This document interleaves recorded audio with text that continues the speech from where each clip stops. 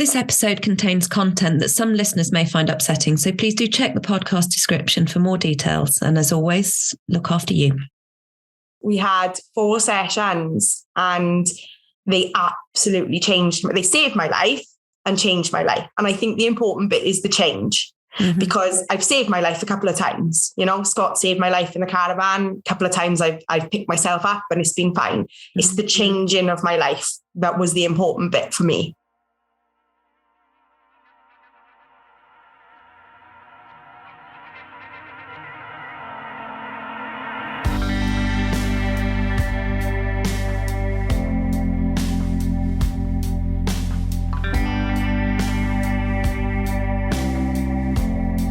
Hello and welcome to another Human Givens podcast. I'm Jo Bacon, I'm part of the Human Givens team, and today I'm going to be talking to Hannah Phillips. Hannah's a writer, a mental health activist and founder of Wonderful Women, a concept that brings together inspiring women through live events, blogs and podcasts. Until recently, Hannah worked for Run Wales, supporting and encouraging people across Wales to take up running. She's the author of No Run Intended, a book that charts her relationship with running and indeed with herself along the way. Hannah's written and talked extensively about her own experiences of mental health difficulties, and she's a relentless campaigner, particularly for bigmoose, a charity helping those struggling with their mental health and through whom Hannah found support. Hannah regularly talks about her experiences and the importance of getting the right help, and we're really lucky to have her with us today to talk about her story and the journey that took her to bigmoose and where it's taken her since. So welcome, Hannah. It's great to have you on the podcast today. Thank you. I'm very excited. So let's start at the beginning. Where did it all start for you, Hannah? How long have we got, Jo?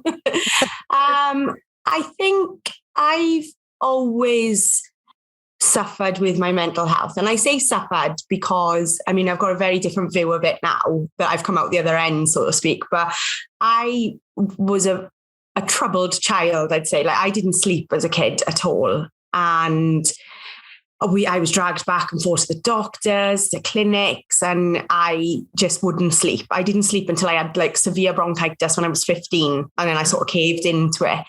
But on reflection now, I didn't sleep because it turned out I had OCD, and the routines and the rituals I had to go through to go to sleep. I just thought it was easier not to sleep because I never told anybody that and nobody picked up on it. So it wasn't until I was in my 20s did I get diagnosed. Right. So and it's funny, there's lots of things coming back now because obviously I'm learning so much about everything at the moment, which we'll get on to. It's funny because I was listening to the OCD Stories, which is a podcast all about OCD. And there was a boy on there who he wouldn't get in the bath because he was afraid. He'd convinced himself there was a shark in the bath as a kid. And it only occurred to me that I would only walk down the stairs in a certain way for years and years, or Guy Fawkes would turn up at the end of the hallway. Gosh. And nobody picked up on that at all. And I didn't tell anybody because I thought everybody had these little quirks, that they had to open the door a certain way. And the bedtime was a big one because, as we know, sleep is so important. And I was probably in a bit of a state because I was so tired. But bedtime, if I didn't do these certain things in a certain way, which took forever, I was convinced my parents would die. And the funny one, I used to add to it. So there would be certain things that would happen and I'd add to it. And the one then, my auntie had a gallbladder problem and I had to flip my pillow for her. Otherwise the gallbladder would have been disastrous. Yeah. So it was and then as I got older, things would add. So I'd have to do things for my parents. I'd have to do things for my auntie Chrissy. And then it'd be someone I'd heard on the news. There was caravan fire and I had to sort of this is crazy. I had to sort of tap the bed in a certain way or these people would have another caravan fire. And this went on for so long without any recognition. So it just built and built, it was just adding more and more things, which must have been absolutely exhausting and hugely time consuming and obviously eating massively into that sleep window. Yeah. And pretty terrifying as well by the sounds of it. I just thought it was normal. I thought everybody did this. And I remember saying to my mum once, we were in the car and I used to, there was a certain route we'd have to go to my uncle's.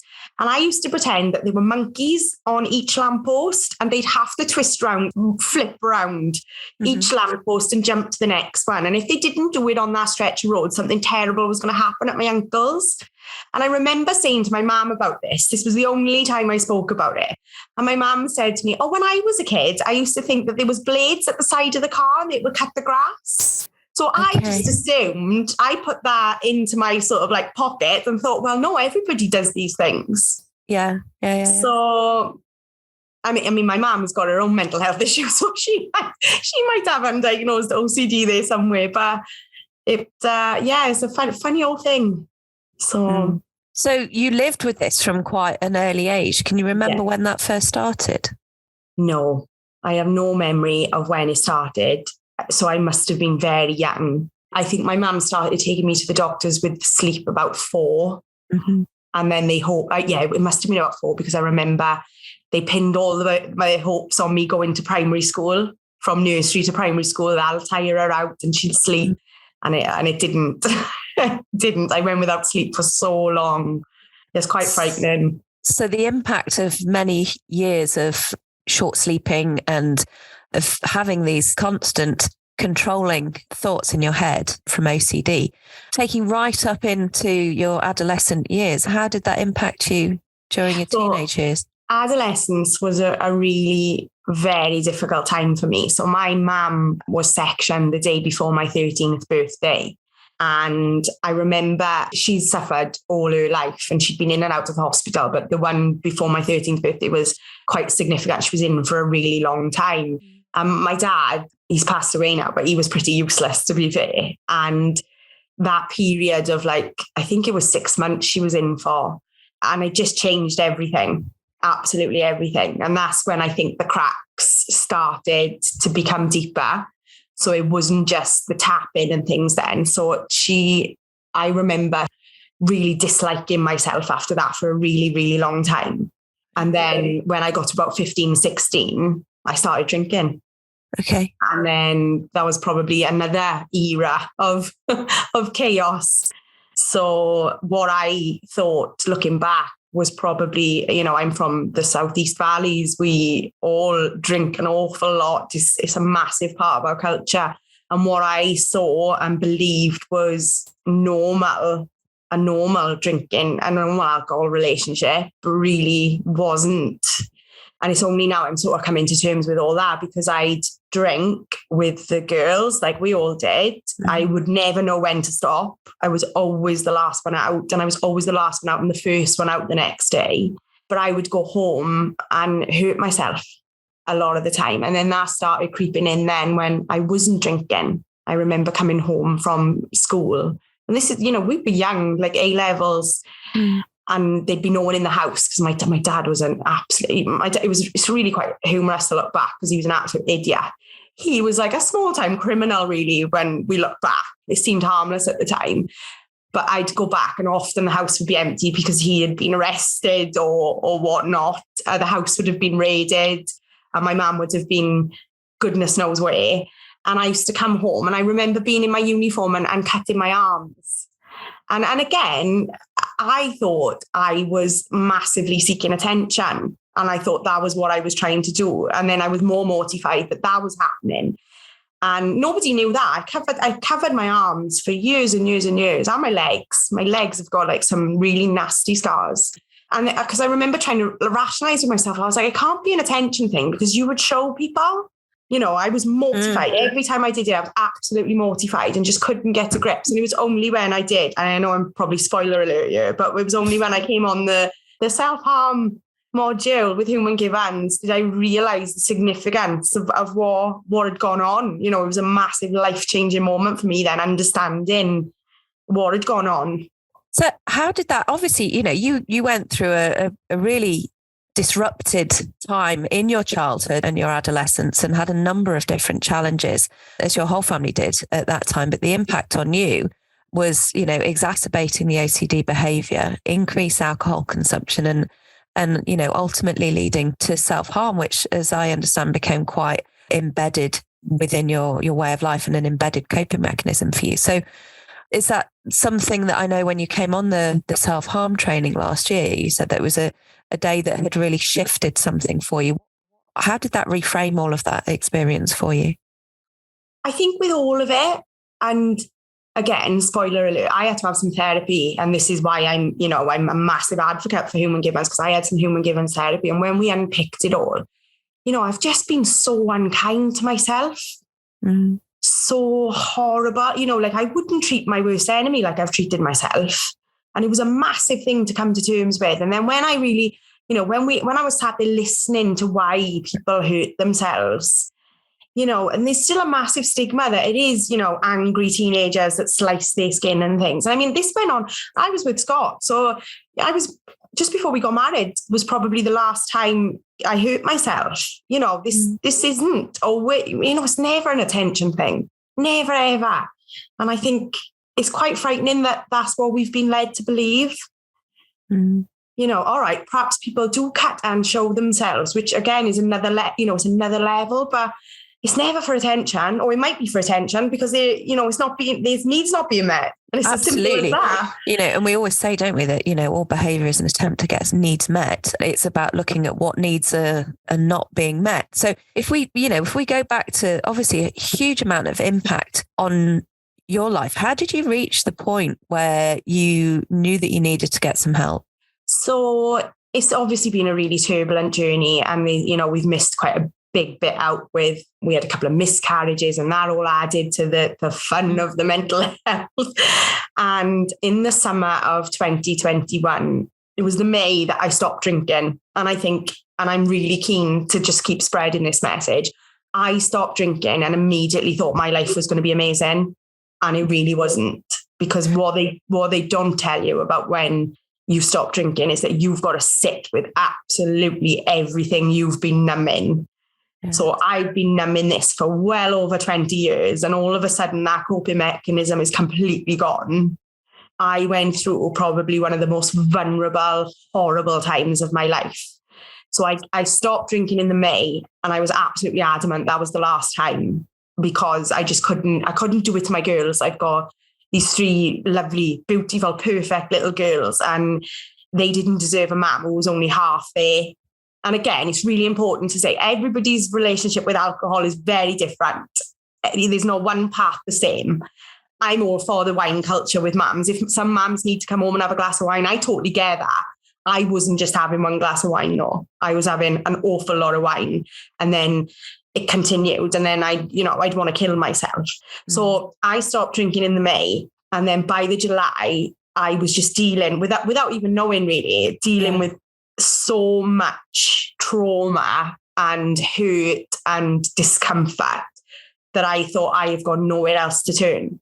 And we've got a touring caravan in West Wales, and we have these lovely weekends. And I'd said to Scott on the Saturday night, I'm going to go home tomorrow if you don't mind. And he was like, why? And I was like, I'm going to go home, and I need you to look after the girls. And he was like, I don't understand. I was like, you just need to promise me that you look after the girls. And obviously he's seen something in me, and thank goodness he didn't let me go home, because, that would have been the absolute end. I had a plan. I had nowhere else to go, in my opinion. And he wouldn't let me go, thankfully. And he bought us some time. I don't think Scott will ever realize that he did that. And he saved my life, really.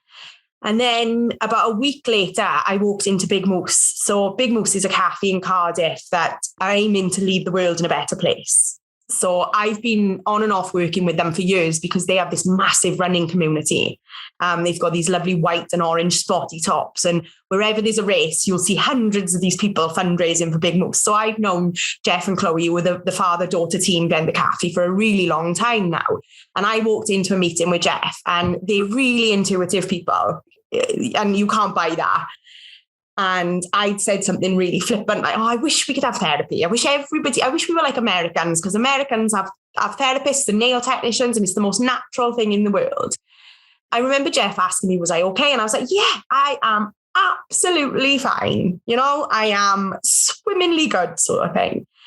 And he was like, Han, we've got a provision and I'd be really interested on your thoughts in it. And I was like, oh, right. He was like, right, we're offering this therapy to anyone who might need it, which is, interesting that you've just made that comment. And I was like, oh, that's brilliant. Well done. And he was like, do you want some therapy? And I was like, absolutely not.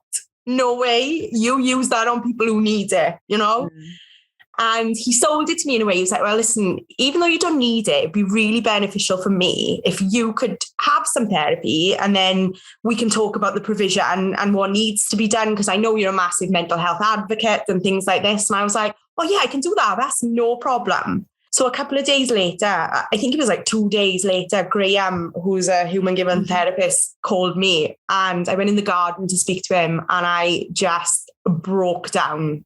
I don't think I've ever cried like that before. And I just remember thinking, I'm in the garden. I hope no one, we live in a terraced house. I really hope my neighbours are not listening. And Graham said something to me, listen, you're not broken. You don't need fixing. What you need is some help. And he was like, I can help you, but you're going to have to work. And he was like, I will hold your hand and I will walk on this path as long as you need me to. And I think it was the first time anybody had phrased anything like that to me. I've been in and out of the system since I was probably about 15.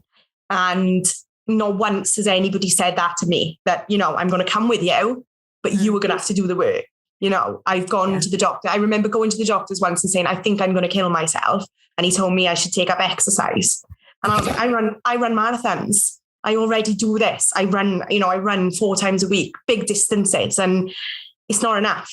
So he prescribed me fluoxetine, So when Graham said that, again, because I've been on the course, just the imagery of me and him walking on this path, I was like, bingo, I've got Graham, is fine. And we had 4 sessions and they absolutely changed. They saved my life and changed my life. And I think the important bit is the change. Because I've saved my life a couple of times. Scott saved my life in the caravan. A couple of times I've picked myself up and it's been fine. It's the changing of my life that was the important bit for me. So how, you said you've been in and out of the system a number of times over the years. How was the human givens therapy different? I've never been offered therapy or counselling. Okay. I'd been put into the crisis team once and they told me perhaps it was my boyfriend. I was about 19. I'd cut myself really badly and he had found me, probably the first person to ever see. And he had panicked and I'd gone to I promised I'd go to the doctors and the doctors put me straight into the crisis team. And I was like, I just don't know. And they said, well, maybe try a new boyfriend. And, to be fair, he wasn't the problem. I was the problem. I just didn't know how to deal with anything. And then every doctor, like I said, try running, try your diet, which again, massive, massive help. Definitely. It all needs to sit. I've got this idea now that I'm a table. So I've got 4 legs.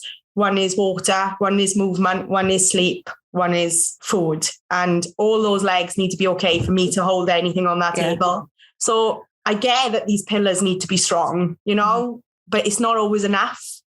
Sometimes you need a supplement. So how did human givens therapy supplement that? I started to understand what was going on.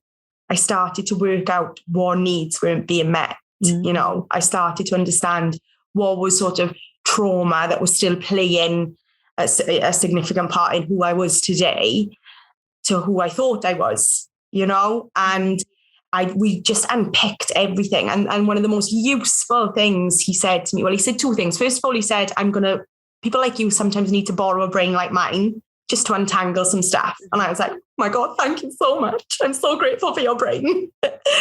And then he said to me, I said, oh, but, it's always a but when you're in the middle of like a depressive episode, it's but, you're trying to fight. And he said to me, listen, that's just an unhelpful imagination. And I had never heard that phrase before. And I was like, what do you mean? He was like, well, do you think that's going to happen? I was like, well, probably not.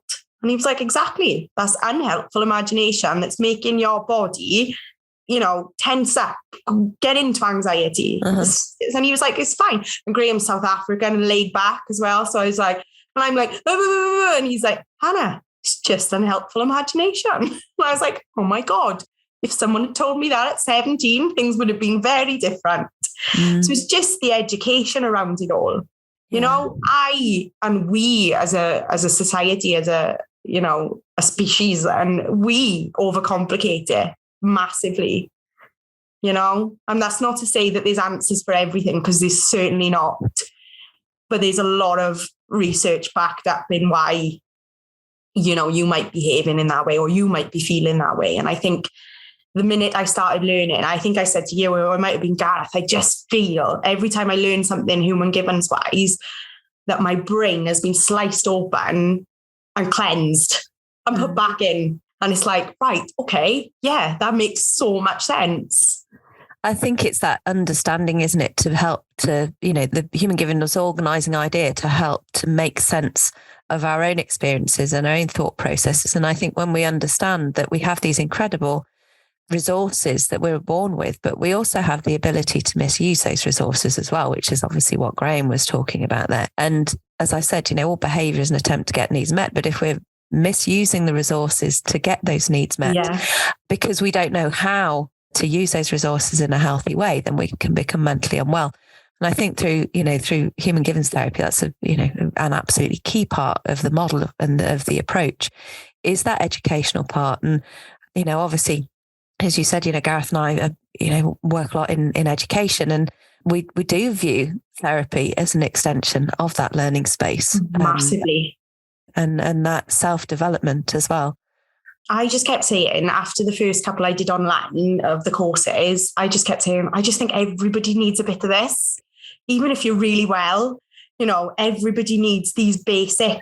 And I think, we've just missed so much, haven't we? We've missed really important bits of the mental health arena.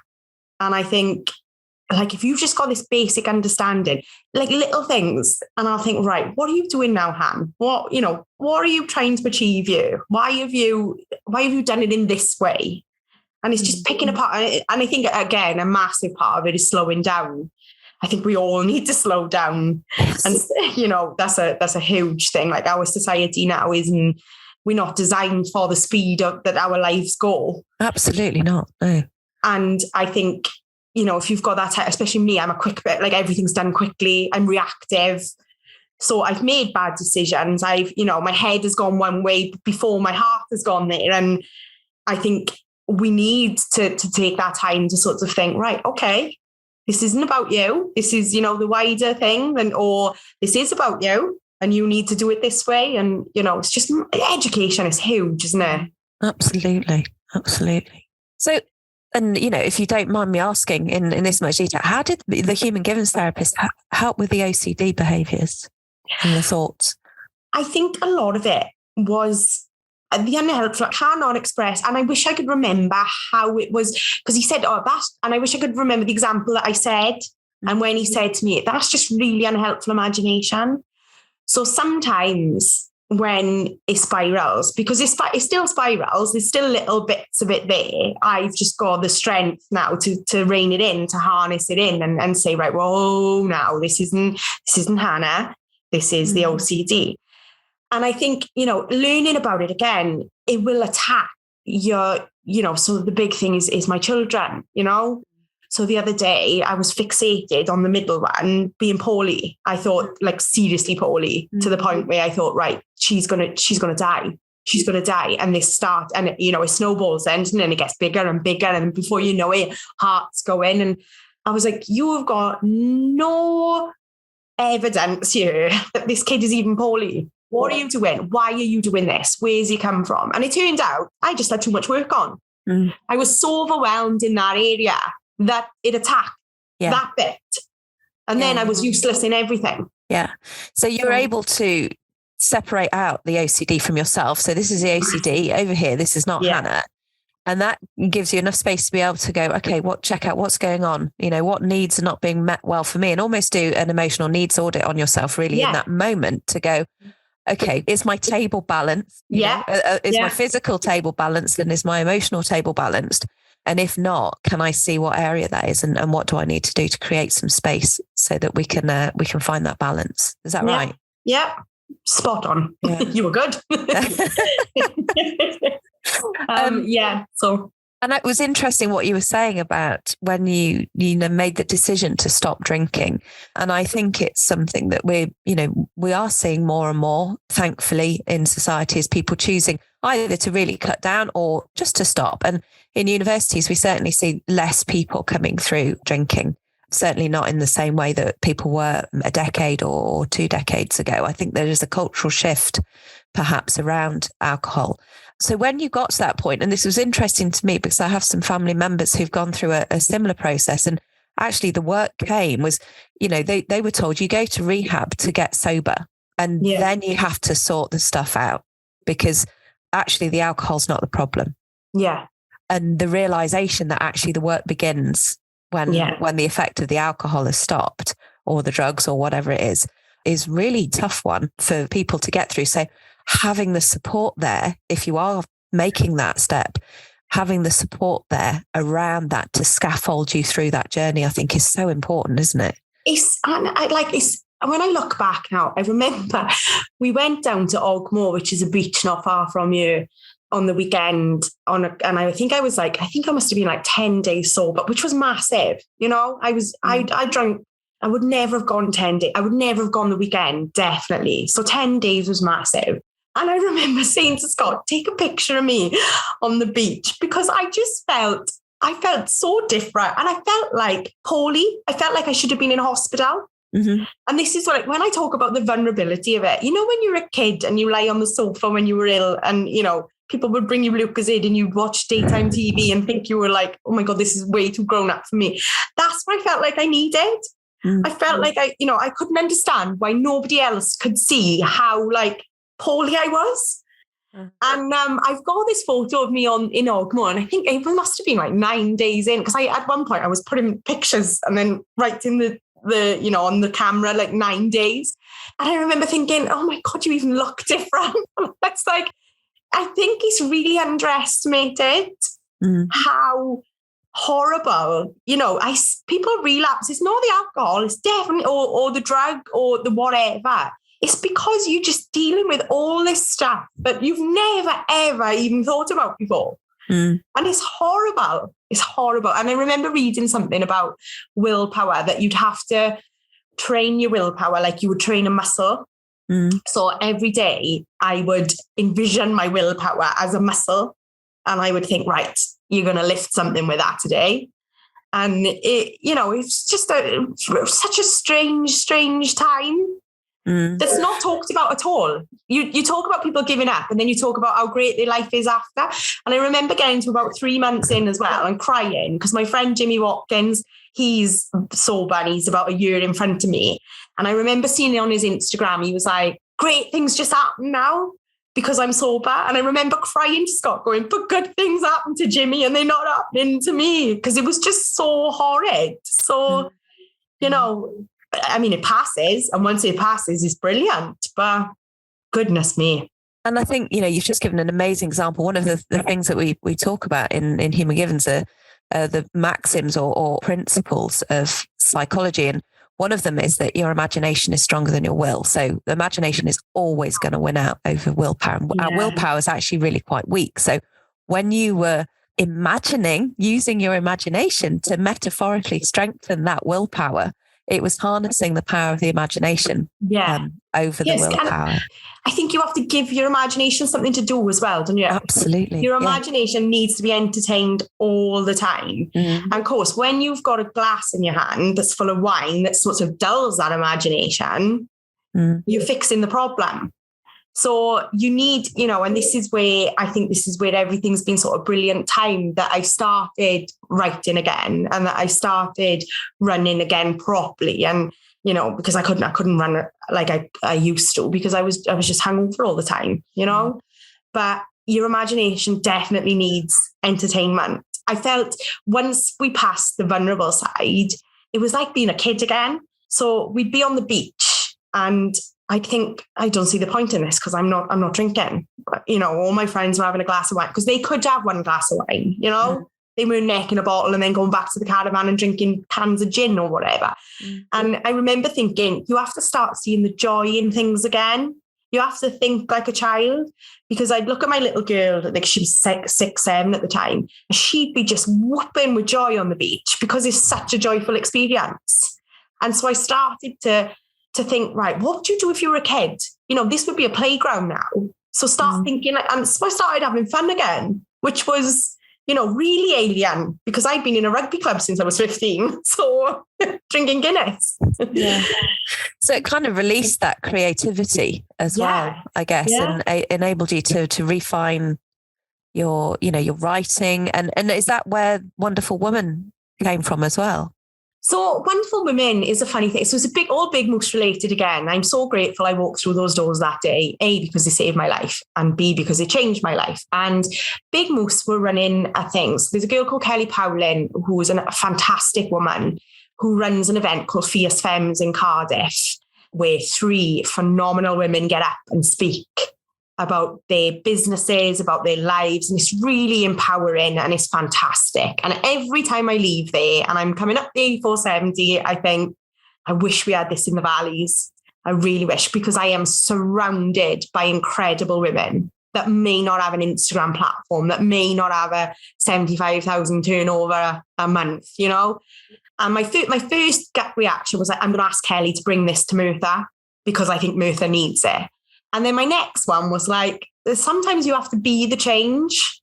Mm-hmm. You have to be the change. Like, I want my girls to know that this is the most natural type of event ever, where women get up and they support each other and they listen to each other and they help each other. And that's what's come out of Wonderful Women. So so I basically mirrored what Fierce Femmes do, but what's happened is completely different.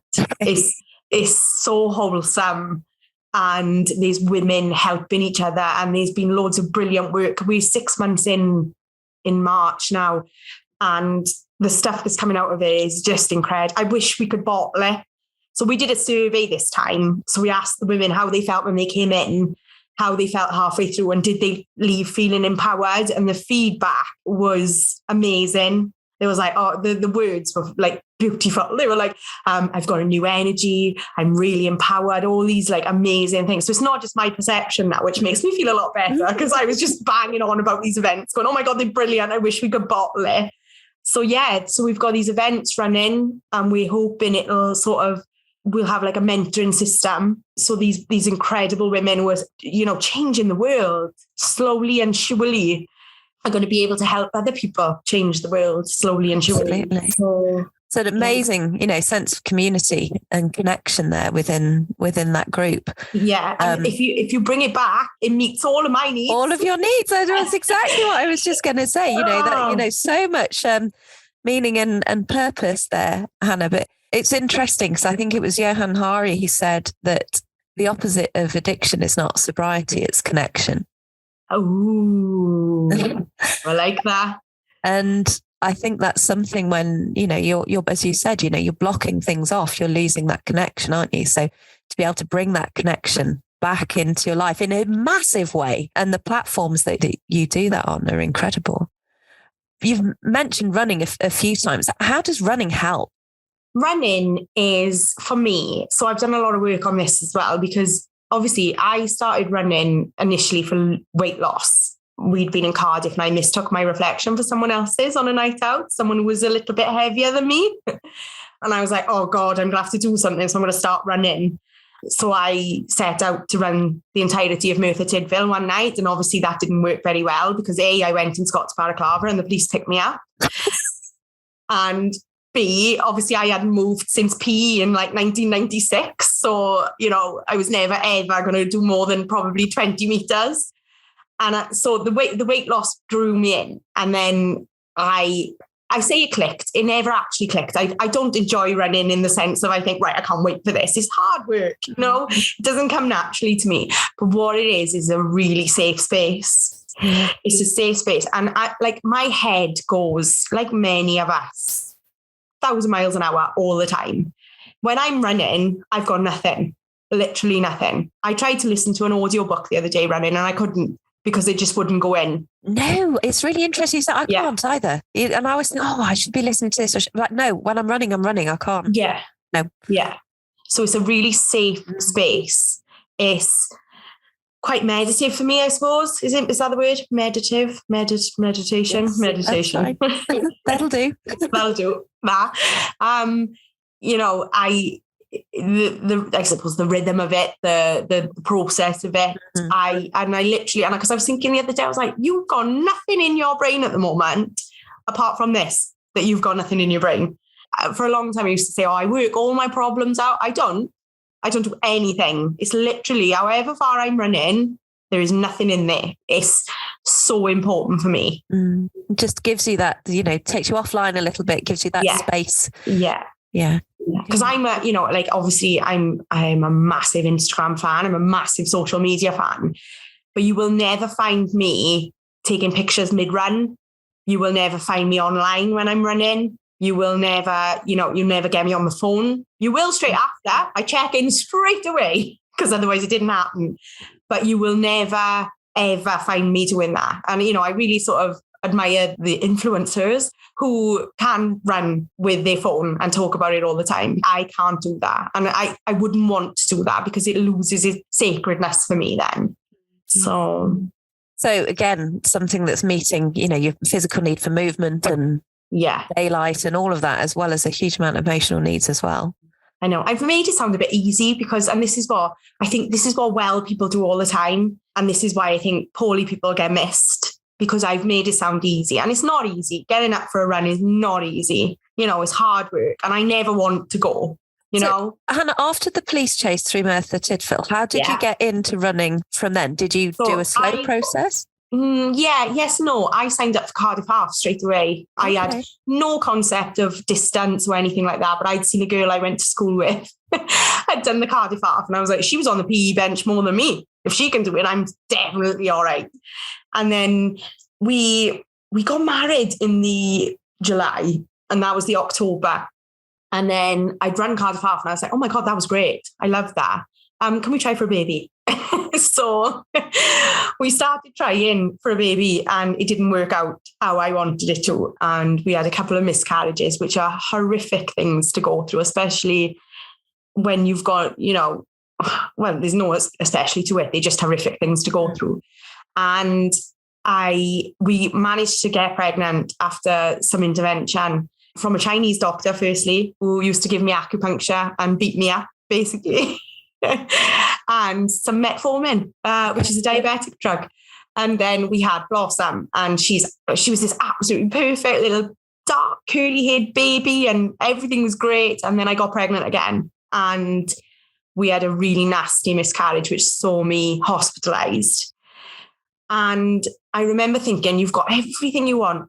I was in the hospital bed. So Blossom was with Scott. She was 1. And I was in the hospital bed because my cervix had gone into shock. And it was just... And I remember thinking, you can't keep doing this. You've got everything you want.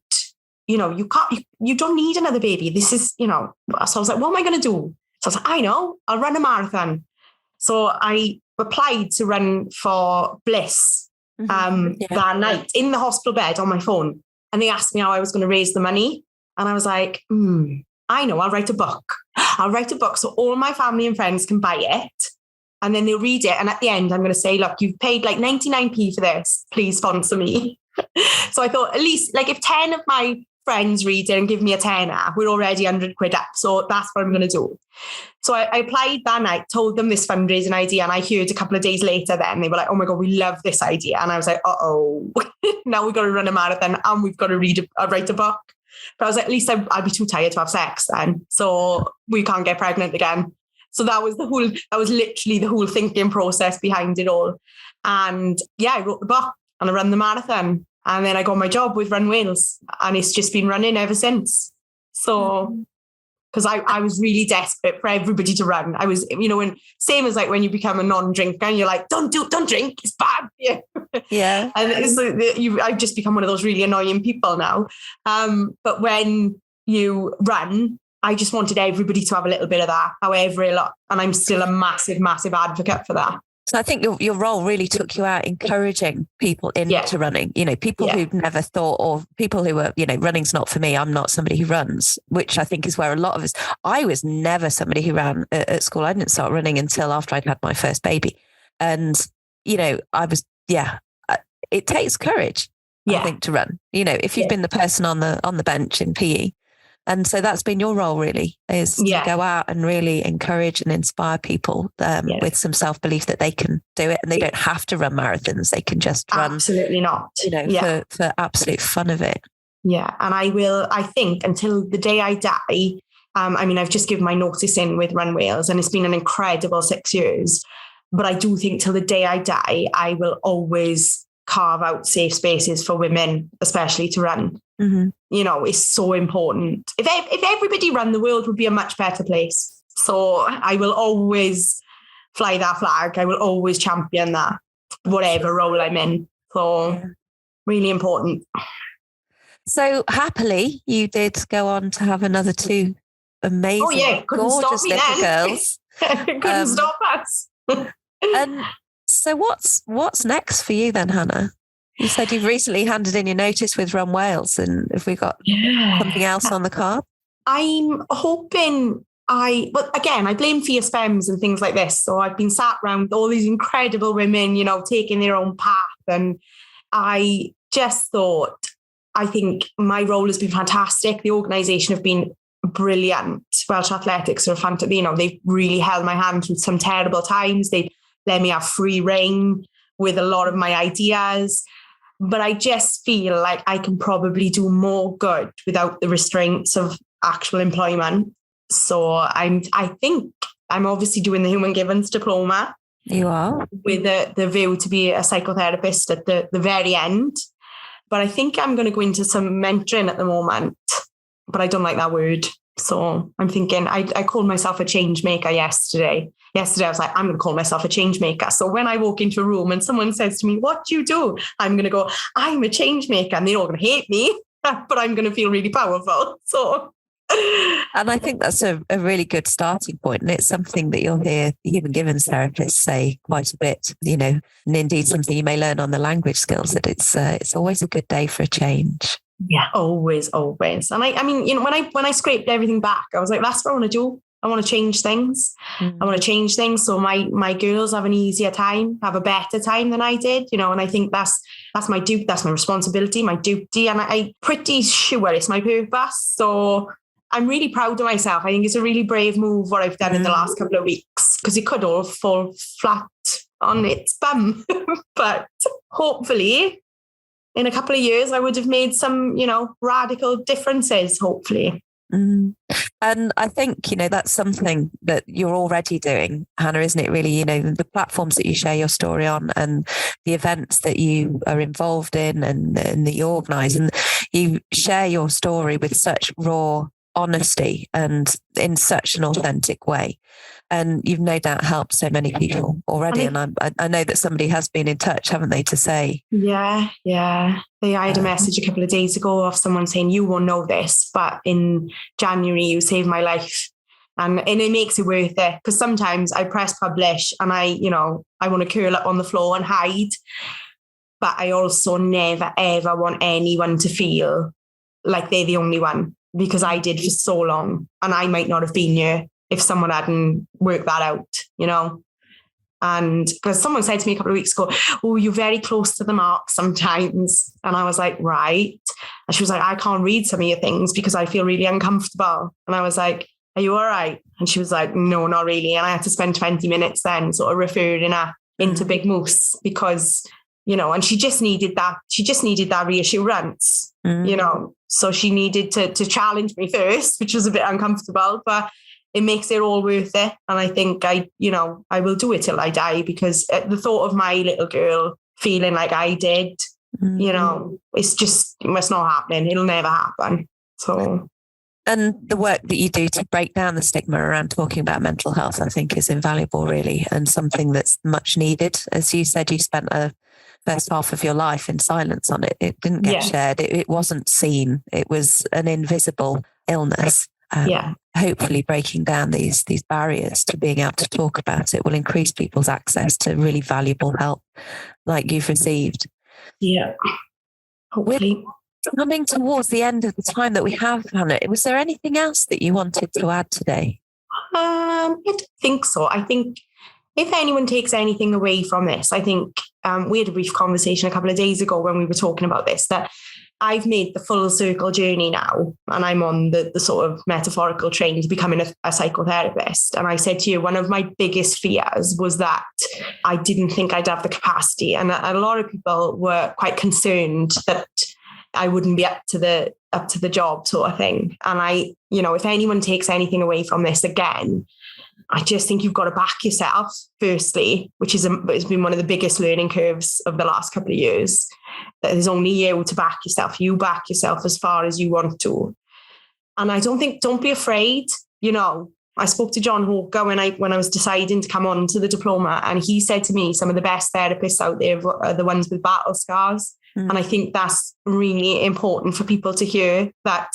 Yeah, I've been through it. If you would come to me, say 10, 15 years ago, and thought, is she going to be a therapist? Absolutely no way, because I was on the floor.